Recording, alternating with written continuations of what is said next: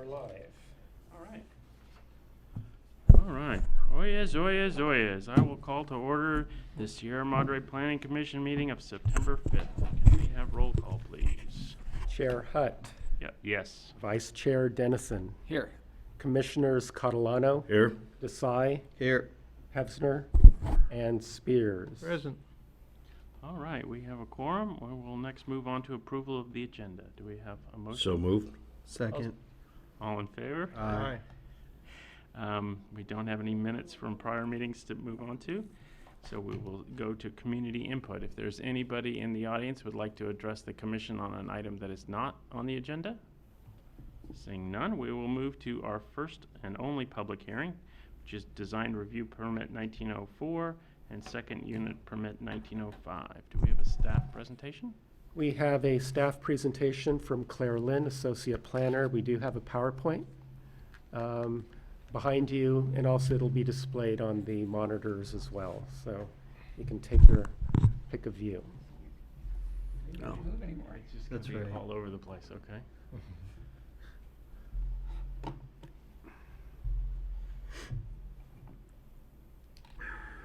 Good evening, chairs and commissioners. Planning Commission this evening will be reviewing a design review permit and the second unit permit for the property located at 251 Rancho Road. The subject property is located here outlined in red in the R1 residential zone in a mixture of a neighborhood, well, of a one-story and two-story neighborhood. It is on the west side of Rancho Row and is north of West Orange Grove.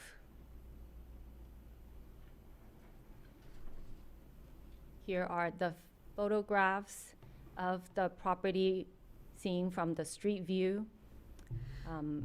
At the lower left-hand photo, you can see the ash tree, and the lower right-hand side, it's showing the property immediately adjacent to the property to the south that is built on property line. Additional photographs of the side yards showing the south elevation and north elevation. Also the view of the rear elevation and the view of the rear yard. Applicant is requesting a design review permit to renovate and refurbish the existing 2,450 square feet, one-story, single-family residence that was built in 1950. And also to add 1,016 square feet that infills the courtyard into a family room and extend the rear of the building to enlarge two-bedroom suites. To allow the additions onto the existing primary structure to be aligned with existing side yard setback of the primary structure. Also to construct a new detached second unit of 343 square feet. The total proposed gross floor area is 4,169 square feet. Pursuant to the code, a design review permit is required to allow additions or new construction with gross floor area for all structure on a single lot that exceeds 3,500 square feet. And to allow the single-story addition onto primary structure, which result in an increase of gross floor area of greater than 50% of the original structure, may be aligned with the existing legally constructed side yard setback. For the size of the given lot, the project information here shows the proposed project is complied with lot coverage, building height, gross floor area, front yard, rear yard, and parking requirements. As for the side yard setback, the applicant is applying for this design review permit to align the additions onto the existing side yard by providing only 21% of cumulative side yard setback instead of the 30% cumulatively side yard setback. Applicant has completed a neighborhood analysis based on the sample size of 34 neighboring properties within the 300-foot noticing area using the assessor's data, excluding the non-habitable square footage. It indicated that the proposed floor area of 3,809 falls in between the average floor area of the neighboring homes and the average floor area of the top 1/3.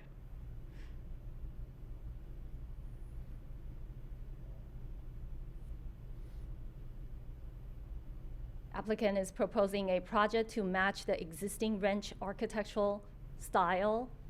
Applicant wishes to maintain the one-story resident character of the house, putting all the additions onto the rear property, and the exterior walls are to match with existing medium sand finish stucco and color. Proposed project will use the aluminum clad window with simulated divided light and a new gable roof construction with a new ridge will be roofed with asphalt shingles in Sierra gray color. The second unit will be constructed with simple hip construction. Here is the site survey of the property. The shaded area are the existing impervious areas, which are the driveway, the existing footprint of the structure, and also the courtyard area.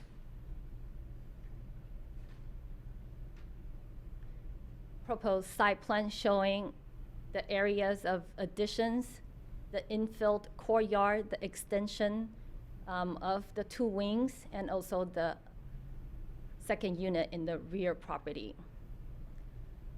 It also shows the neighboring property, that immediate neighboring property to the north is 10 feet away from the property line, and the neighboring property to the south is right on property line.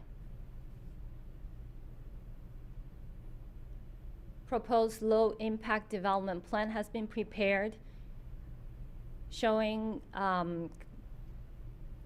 the plans that capture all the stormwater on site for the newly constructed impervious area and divert them into the rain garden, which is the bioswale, serve as a retention basin.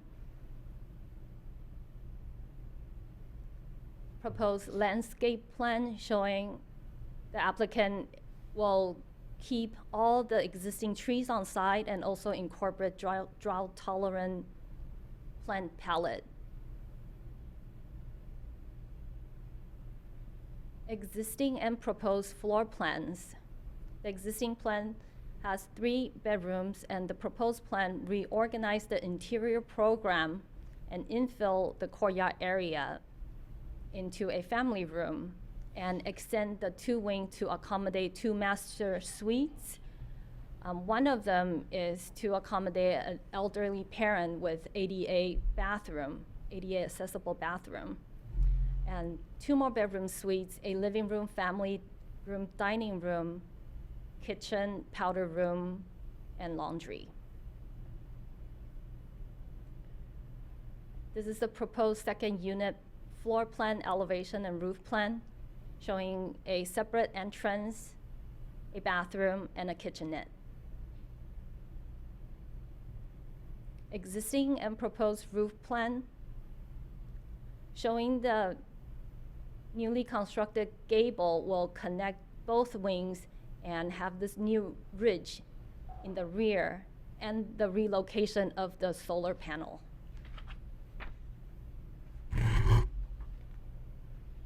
Demolition plans and section. The longitudinal section cuts through the front entry all the way to the family room, and the vertical section shows the 2 master suites.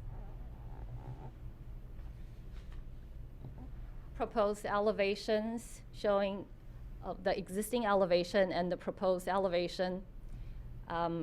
The elevation is 17 feet 6 inches high. The only visible from the street view are the 3 feet 6 inches on the top where the new ridge is.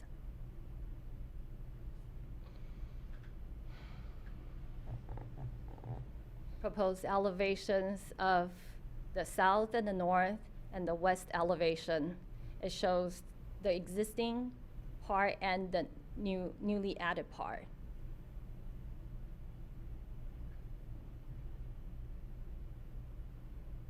Bird's eye view perspective renderings of the front and the rear. And here are the color elevation of the proposed street front elevation. And this is the rear elevation.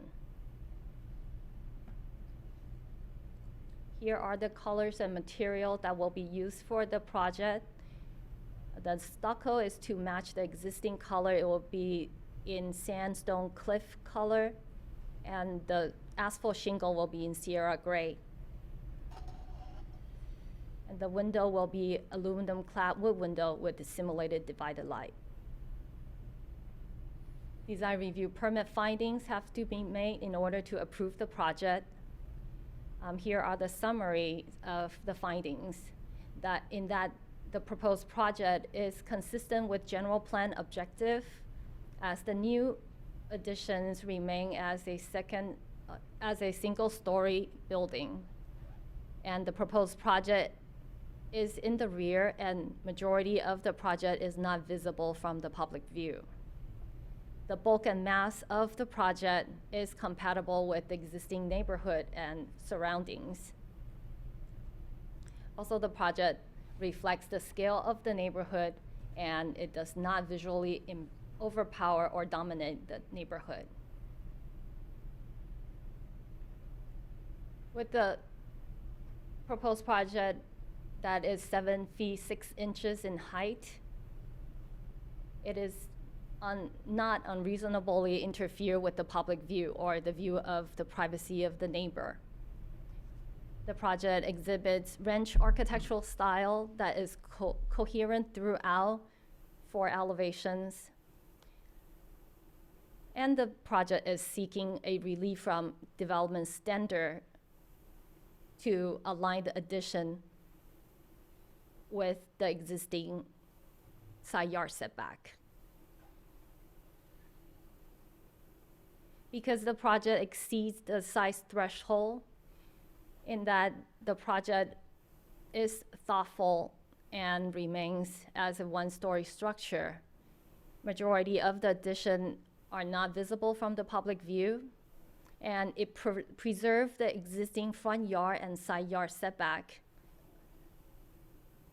The architectural details and building materials are compatible with overall project design. And lastly, the project will incorporate water-efficient landscape ordinance and low-impact development plan, and also the roof-mounted solar panel system. Alternative before Planning Commission this evening is to approve the application pursuant to Planning Commission Resolution 1906, or approve the application with modification, or deny the application identifying findings that Planning Commission feels cannot be made and the basis for rejecting those findings, or continue the project and provide staff and applicant with direction.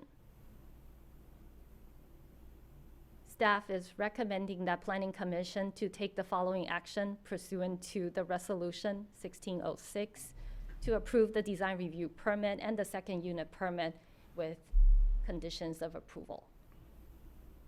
That concludes my presentation, and I'll be answer any questions you might have, and the applicant and the property owner is here as well. Okay, thank you. I think we should acknowledge we have a letter from the neighbor that says that the property line is different than displayed on some of the documents. And you showed a survey earlier. That's actually a survey, not just a plot plan or approximation. So Yeah, those that is- property lines were verified. That is a survey, property lines were verified, and the adjacent property is located on property line and is a two-story structure. Okay, so the wall and the structure are right on the property line. Correct. Okay. The one to the south. To the south, right? So Okay. so the assertion in this letter is not correct?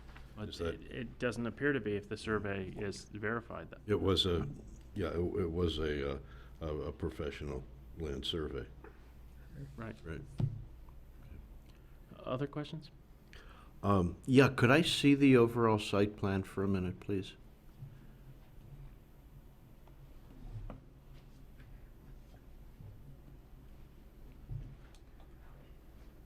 All right, would you back up now one? Up at the top, up above the ADU, is that an outdoor dining area? Yes, it's a barbecue area with outdoor seating. Okay. Did I read correctly that's gonna be covered with AstroTurf or something like that? Yeah, currently it's proposed that way. And that's totally open air without any cover on it, all right? I just have one other comment, and that has to, I'll hold on that one. I just wanted to clarify that, thank you. Any other questions?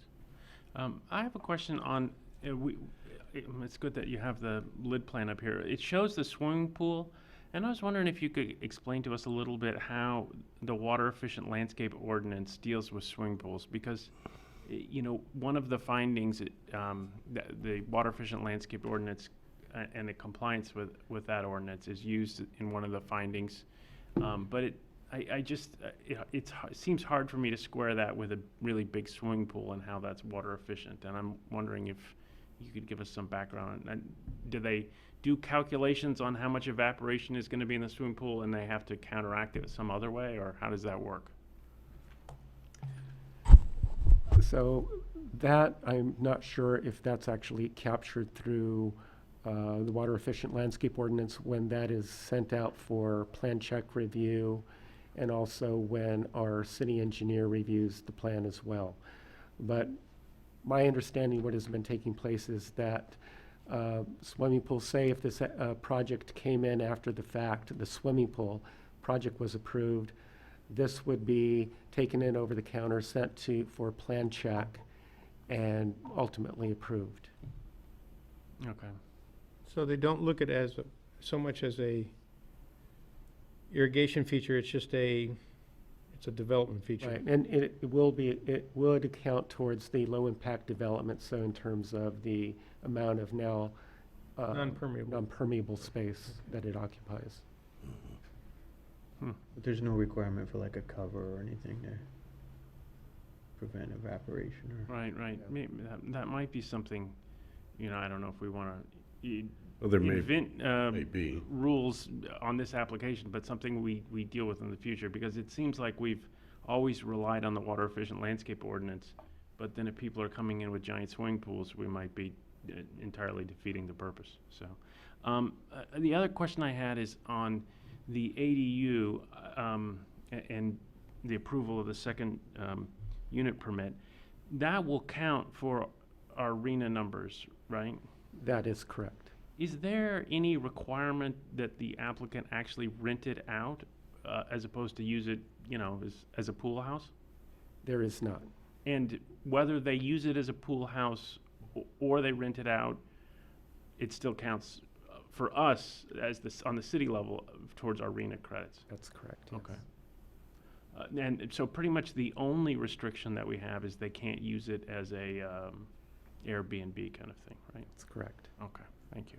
And I You think know, it there's a would be really good if we could get a clarification on that swimming pool issue that you raised from the city engineer. Either some written description or ideally if he could appear at one of our meetings and and discuss it briefly with us. I think it would be important for us to know definitively Right. what the story is with that. Staff will follow up with that. Okay. Thank you. So, I was kind of struck by the drawings.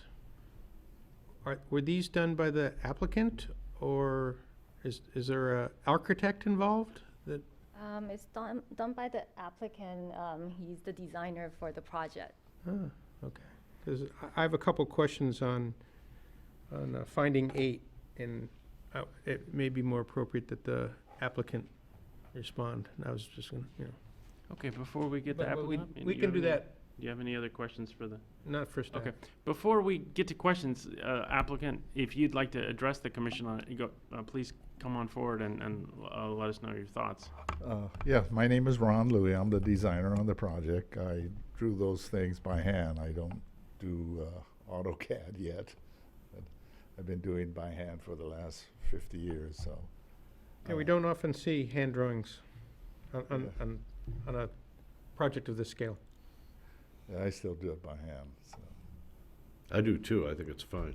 Yeah, I just, So the project is, I tried to keep the front elevation the same, that we're, again, that maintain the previous architect's design.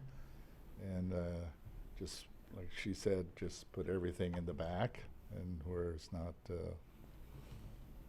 disturbing to the neighborhoods or anything. So trying to keep it a low key, and basically that's it. It just satisfied my client to family room and her elderly mother for ADU, handicap bathrooms and stuff like that. So access, I did an access from the garage before you had to walk out of the garage to the front door, and I put an access from the garage directly into the house to make that more convenient. So basically, that's it. I have one question about the access. I noticed that at the rear of the new rear of the house, that there are a couple of steps down from the floor level to the grade in the back. That it didn't look particularly accessible.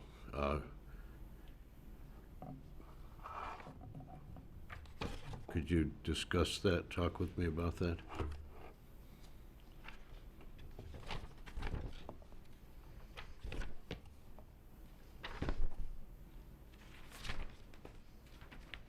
Oh, yeah, well, yeah, because the floor is raised, and, I thought about ramping, and, other than that, I don't think it's much of a problem of 2 steps because of the grade change. Okay, this is not just one designer to another. You may want to put a handrail in there to Yes, of at course. some point to make it more stable. You don't necessarily need a ramp depending on her condition. Correct. Okay, Yeah. No, she's not in a wheelchair, I presume. not yet. No. As far as I know, not yet. Okay, well, there are a lot of accommodations besides just accommodating wheelchairs. And as long as I would say as long as you design, when you detail, if you design the steps down in the backyard with a handrail and otherwise, following ADA in Title 24, that should accommodate her for the time being. Yes. Yeah. I'll Not exactly within our purview here, but I did want to mention that just in her interest. I'm sure we'll do that. Okay, please. so I have a question. We have to make certain findings, and,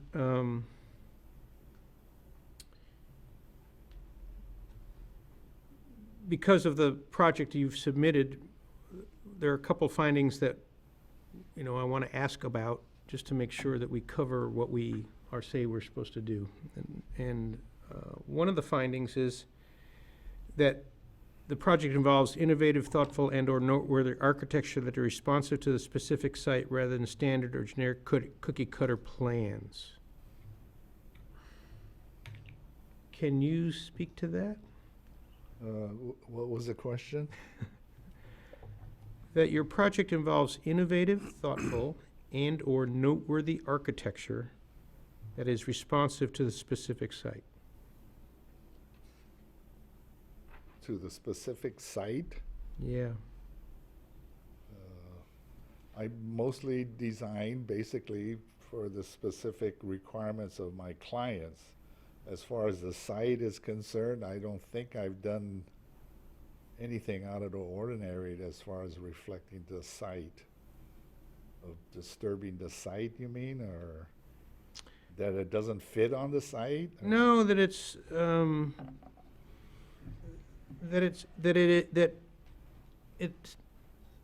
it improves on that the project is not just a standard, what they say, cookie cutter or approach, that it brings with it something that it makes it better. Right, right, yes, well, of course, that's what we try to do, make things better for them. Okay. So the other finding that we're supposed to have is that there's high-quality architectural details and building materials. Can you give me some examples of those? Where does it say high-quality material? I'm matching the material there and what is material that is used to date. As far as the interior finishes, you mean, or the quality of the appliances, the quality of the flooring? I think it's more exterior. Just I'm exterior. matching basically what's up front. The material that is being used to be continuous, to keep the same look. I don't see why we would want to, if there's brick in the front, you would want to use river rock in the back. I mean, I don't even carry the brick to the back. See. Okay. But the stucco is the same. I didn't bring that wood siding in the front to the back. To me, a lot of times nowadays, the wood siding just needs a lot more maintenance, painting and things like that. Unless you use composite material where it doesn't need maintenance, which I didn't want to use that either. So try to keep it as simple as possible and keep the front looking as it is. Okay. You sort of just going on to some of the concepts of the design elements on the front and whether they wrap around. I mean, one of the findings that we need to make is that there's an identifiable architectural style that's consistently carried through on all elevations of the building, and that there's a coherent project-wide design. And when I look at the front, and I hear ranch, and I look at that and I said, yeah, that looks ranch to me.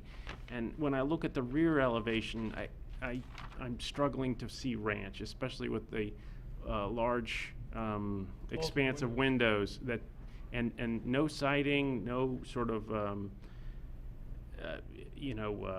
porches or balconies. Nothing ranch-like I see a lot of on the front, and I'm wondering if you could explain to us how you feel like the ranch architectural style is carried out on all elevations, including the south. Well, first off, I don't think I use the word ranch style. To me, it's just early California style. Okay. The ranch style was, I don't know where that came from, but. So, as far as the rear, yes, it's more modern. I try to get that high ceiling look, high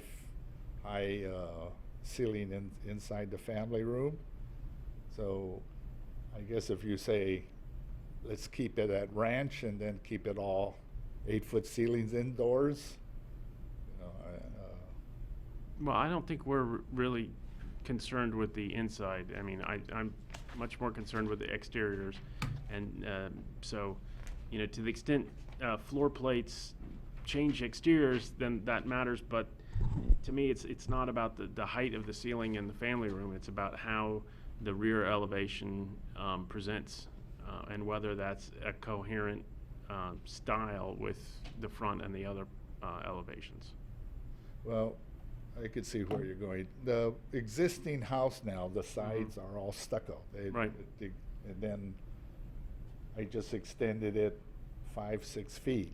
Right. So, and then the back is just filling in that center courtyard. So as far as carrying the material to make it look ranchy, I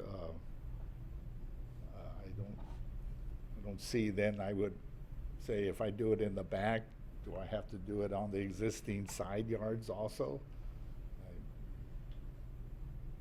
I just don't see how I can make it look ranchy, in other words. Yeah, okay. I have a thought about how that may be resolved when we Okay. get to it. Any other questions for the applicant? No? Okay. Thank you very much. Is there anybody else in the audience who would like to address the commission on this item? Okay, I will close the public hearing and bring it back to the commission for deliberation. Who would like to start us off?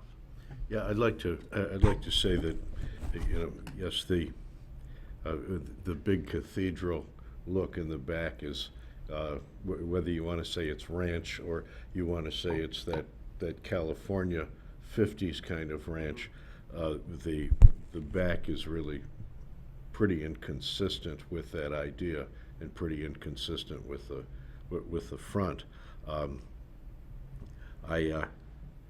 don't know that on the plus side, Bob. I don't think that there's a lot of room. He basically did the simple and obvious here. It didn't require more, but on that back, I'd like to. I think that if it were a modified hip on the back that then had a peak similar, wish we had a drawing board here, had a peak similar to the way it presents itself on the front, above that sloping, and maybe with some opportunity for some skylight or some light at the ends of that thing, so that you would still get the height in the family room, but it wouldn't be this huge cathedral-like thing that extends all the way to the back. That it would go so far, chopped off, and then you'd be getting the hip in there. I don't know how to explain that any better without It's sort of like being able to draw it. Like almost like a Well, Dutch hip. Yeah. Go to the front, elevation. Yeah, more like the front. Let's start there. Like that right there. Yeah. You're talking about that condition where Right. you've got kind of a gable end and a hipped condition. If you did that, you wouldn't, you would still, I think, it would lay out so that you would still get some pretty high ceiling in there. Well, you could still have the ceiling and the triangular portion that's the siding, that actually could be glass. Exactly so, except maybe it would want to Yeah, be glass on the back. Just to clarify, I have no desire to bring down the ceiling in the family room. I think that's a cool feature, and so I'm really talking about exterior. And so, if there's ways we can sort of bring consistency. Also, I agree with the applicant that, maybe the term ranch is doing us a disservice, and really what we're sort of thinking is sort of California 50 style. It just, to me, it's not so much about the label as it is having sort of consistency and coherent style throughout. And those ideas sound interesting to me. Well, I was only mentioning the interior because they had expressed the desire to have some raised ceiling in there, and I'm saying that you could address the rear elevation and still get some high ceiling in the family room. In other words, that what we're talking about here wouldn't have to kill their idea. That's all I was getting at. Right, that makes sense. Okay. I think we have yet another case of competing guidelines and picking and choosing which ones each one of us has a personal preference for. I think that one of the things that we've talked about previously is that we should be using natural lighting so that we're taking advantage of the natural light and using less resources. Here, they've done a beautiful job of harnessing every single ounce of that natural light, and we're saying that by doing that, it doesn't look like the front of the house, which doesn't match either side of the house either. So I guess I'm challenged by this is a 50s house. Finding exceptional architectural design for the 50s is going to be a challenge for us. And I think that what they have done is an exceptional job of trying to not turn it into something that it isn't. Right. And so one of the phrases that's key there is that thoughtful design, and it seems like they've done some thoughtful design here. And so I think that's one of the big challenges of the way that the code is written, that there's a lot of conflict and everybody kind of gravitates towards the one that they feel most passionately about. But when you look at the sides of the house, not much there, right? It's really a facade up front. Should we be doing a facade at the back? Should we be bringing down those roof lines to match the front and closing out that natural light? I mean, there's a lot of trade-offs for the different things that we're talking about. So I'm having a hard time finding too much to object to in this project without being able to see some of the pros of it as well.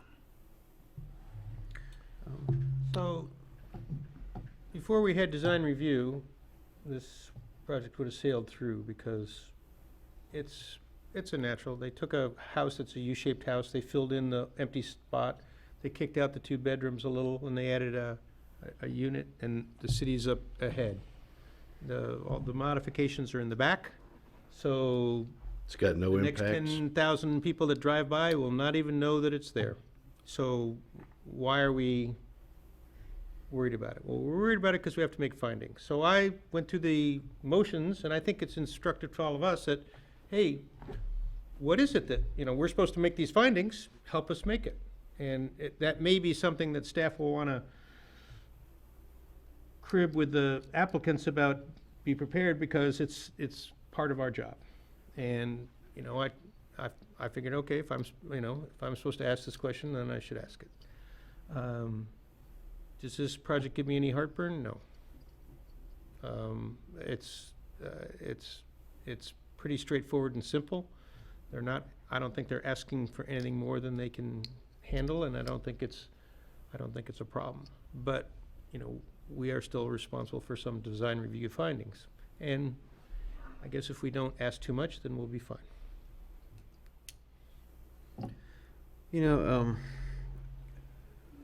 I'm kind of with, Commissioner Dennison on a lot of this. Like, it doesn't give me a whole lot of heartburn, and I think sometimes, we get into that trap, especially with finding 8, which I think is important, but this idea of what's thoughtful design. I mean, sometimes doing the very least is actually the best thing, So it's one of those counterintuitive things where your inclination is to make it innovative, or groundbreaking is to add a bunch of stuff, and sometimes it's a very simple structure. It's not like you would just be doing disservice to that house Right. by doing a bunch of stuff just to meet that kind of thing.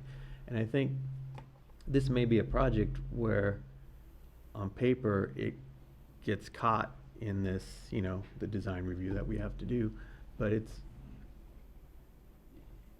like that finding 8 to me wasn't sort of intended for this sort of simple thing, like you can't turn this into an innovative piece of architecture. That's not like, short of raising it and starting from scratch, like you're not going to get there.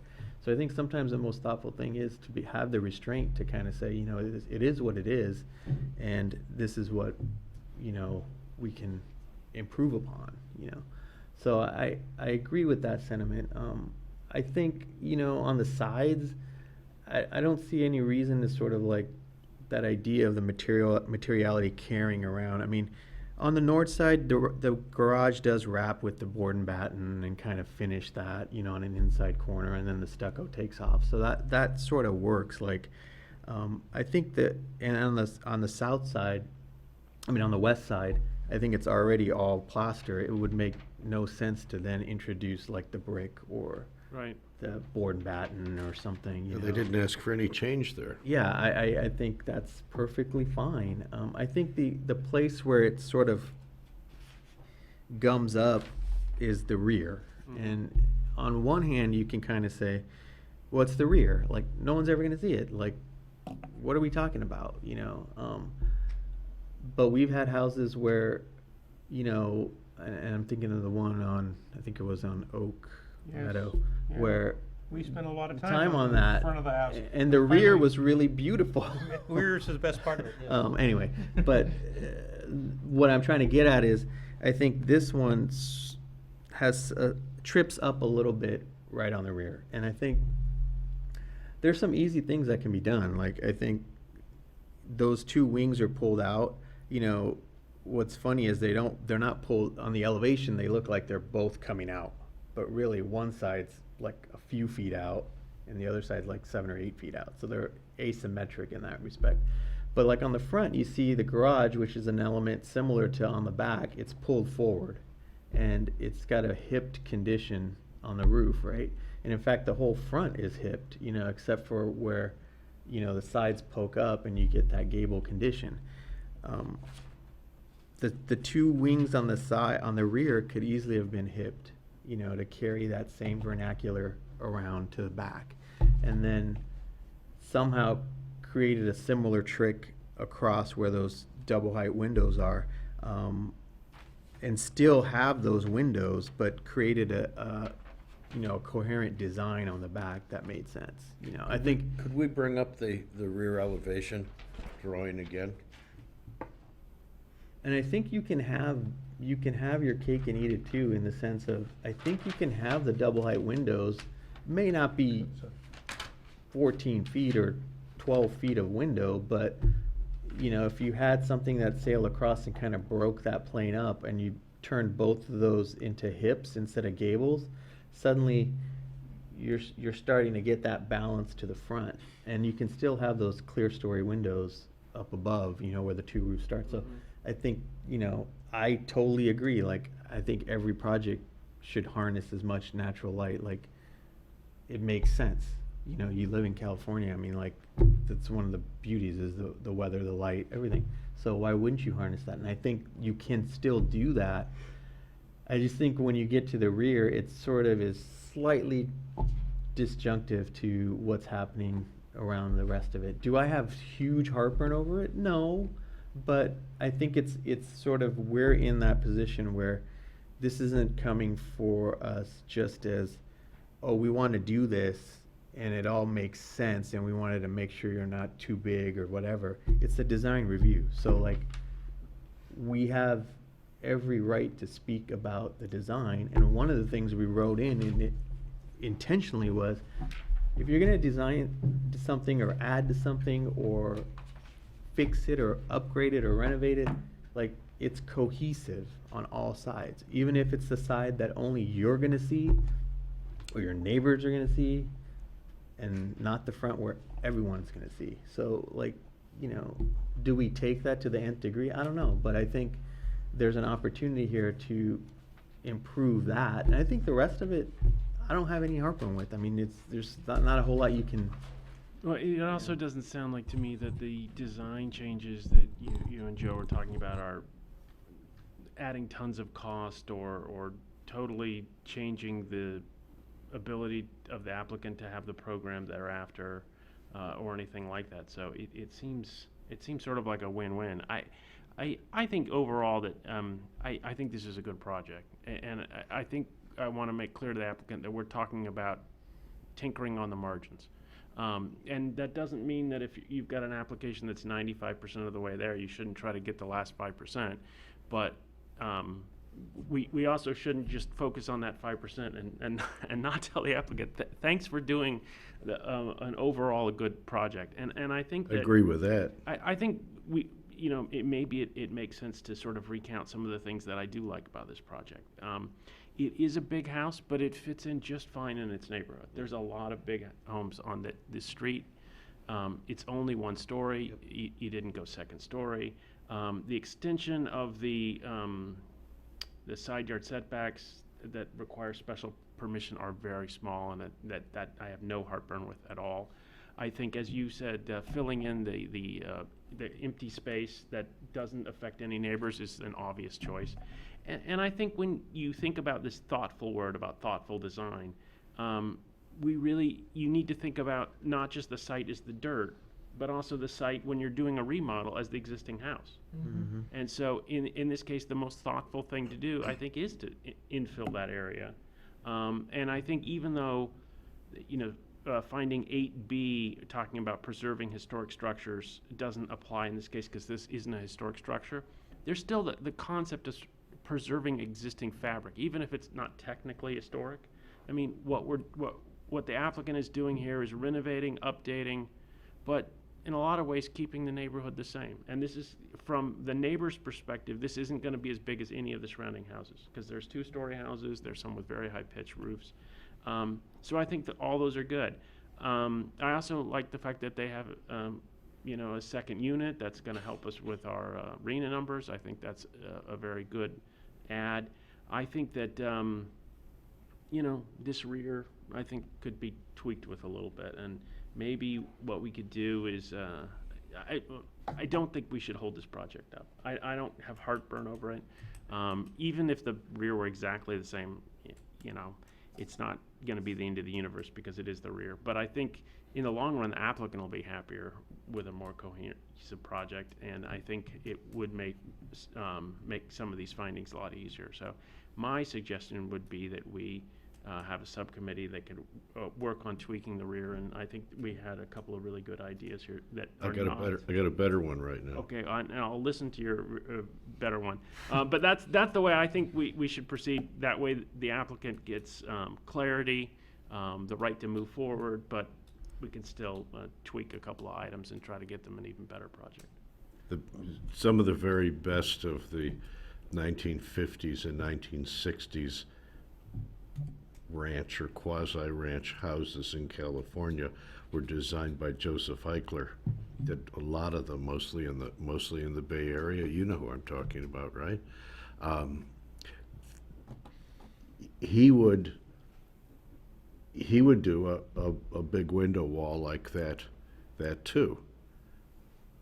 We don't have to get into. I mean, I agree. I like the idea of doing hips on the smaller pieces on the side, but Eichler certainly did had some big sheer walls with a lot of glass in them. The difference is in the drawing.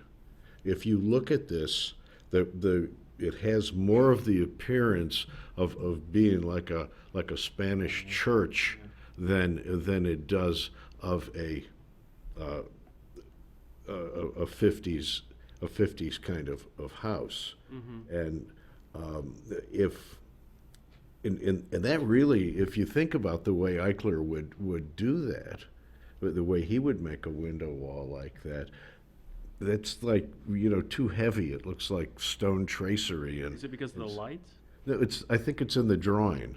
I think it's in the drawing that if it were redrawn with, you know, finer mullions and stuff the way Eichler would, and not so many little you know, muntins in there, that it might really.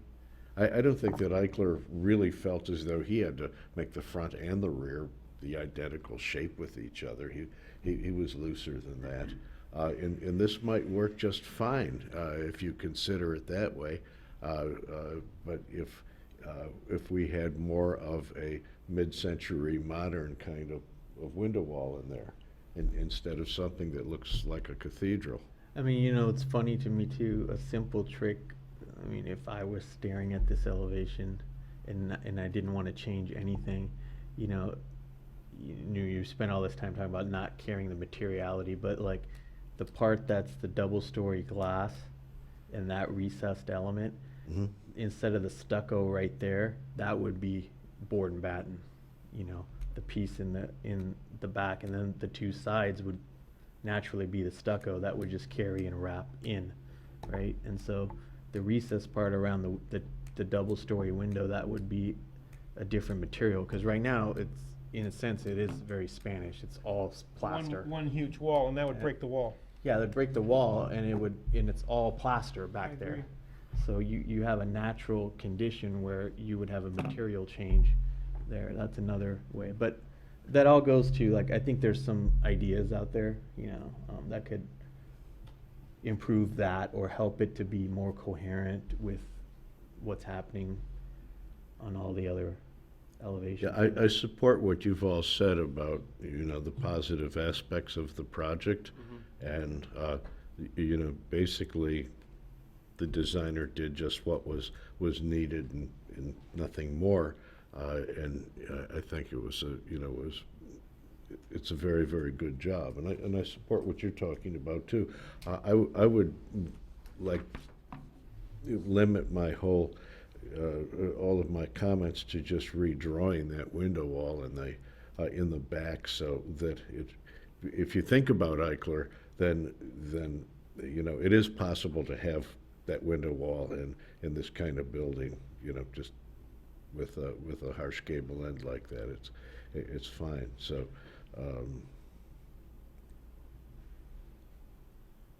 like to just, you know, I think that by doing that, we would be able to fulfill the idea of compatibility on all four elevations, which is one of the findings.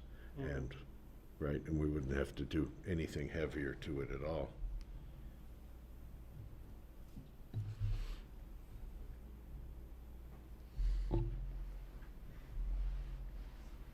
Well, somebody want to make a motion?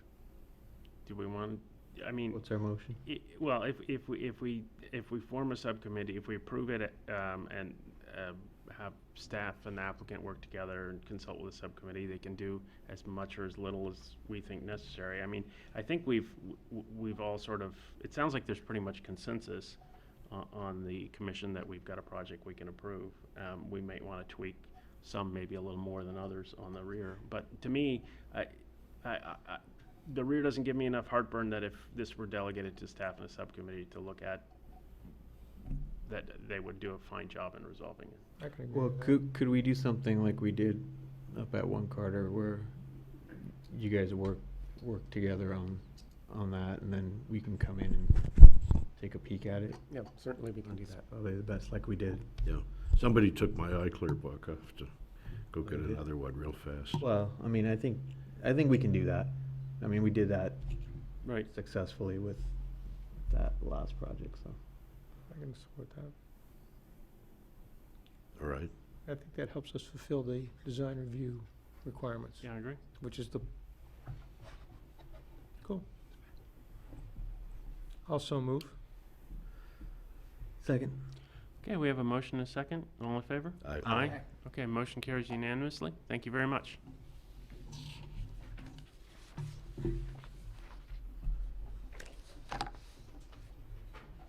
Okay, next we will move on to